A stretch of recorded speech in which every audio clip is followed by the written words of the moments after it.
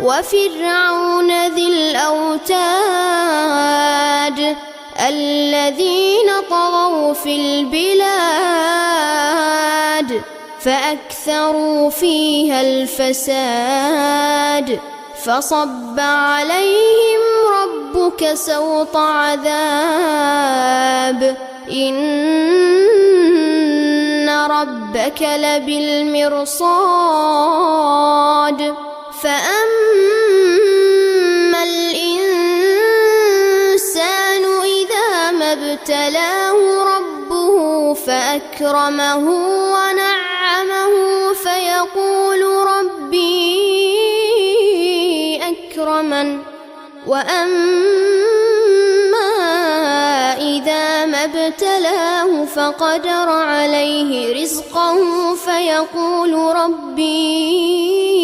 أهانن